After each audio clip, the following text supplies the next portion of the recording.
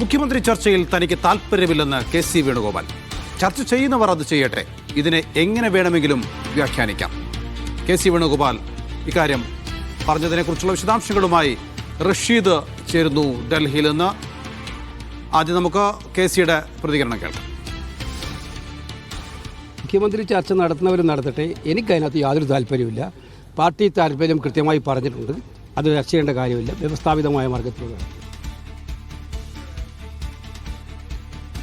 റഷീദാണ് വിവരങ്ങൾ നൽകാനുള്ളത്. റഷീദ്, കെ.സി. ഈ രണ്ട് വാക്കുകൾ മാത്രമേ പറഞ്ഞുള്ളൂ, അതിന് വിശദീകരണമായി എന്തെങ്കിലും കൂട്ടിച്ചേർത്തിരുന്നോ?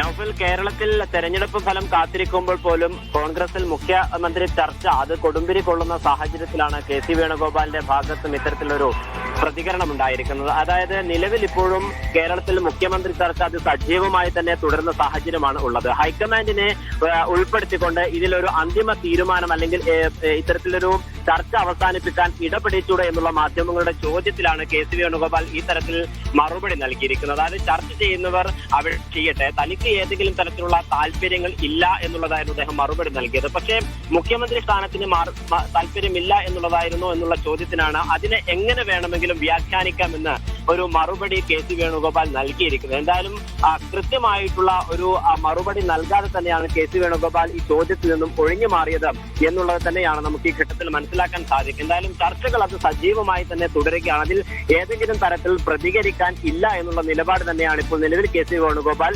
എടുത്തിരിക്കുന്നത്. യെസ്, മുഖ്യമന്ത്രി ചർച്ചയിൽ തനിക്ക് താല്പര്യമേ ഇല്ല എന്ന് കെ.സി. വേണുഗോപാൽ പറഞ്ഞിരിക്കുന്നു. പക്ഷേ മുഖ്യമന്ത്രി കസേരയിൽ താല്പര്യമില്ല എന്ന് അദ്ദേഹം പറഞ്ഞില്ല. റഷീദാണ് വിവരങ്ങൾ നൽകിയത്.